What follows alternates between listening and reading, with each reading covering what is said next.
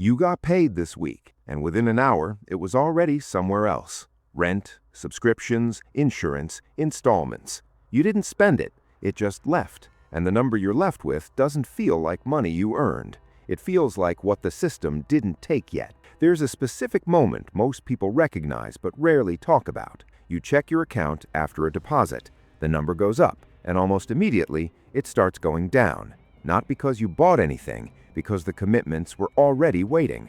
Rent, autopay, phone bill, streaming services, credit card minimum, insurance. One by one, automatic, silent. By the time you consciously register the paycheck, it's already half gone. This used to feel temporary, like a phase, like something that would eventually stabilize. But for a growing number of people in their 20s and 30s, it never stabilizes. The income grows, the commitments grow with it. The $143 left over at the end doesn't change much, only the numbers around it get bigger. Here's what shifted. A generation ago, the financial pressure was different. You bought things, you owned them, the payments stopped. You paid off the car, you kept the car. You bought the record, you had the record. The exchange had an ending. Modern financial life removed the ending. Now you pay for the car monthly, and if you stop, you lose it. You pay for the music monthly, and if you stop, it disappears. You pay for the software monthly, and if you stop,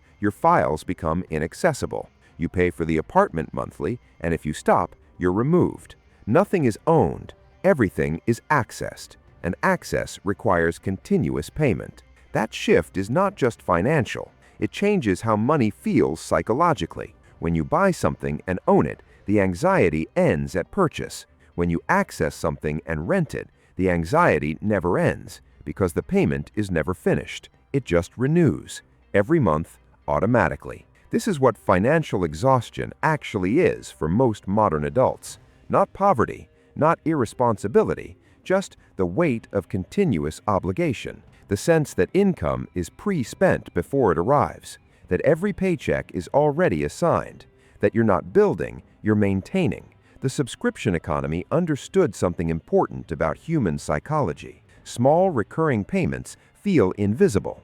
$9.99 a month doesn't feel like $120 a year. $14.99 doesn't feel like $180. 12 small exits feel manageable. One large number feels alarming. So the architecture of modern spending was designed to stay below the threshold of conscious concern. Automatic, quiet, monthly, until you add it up.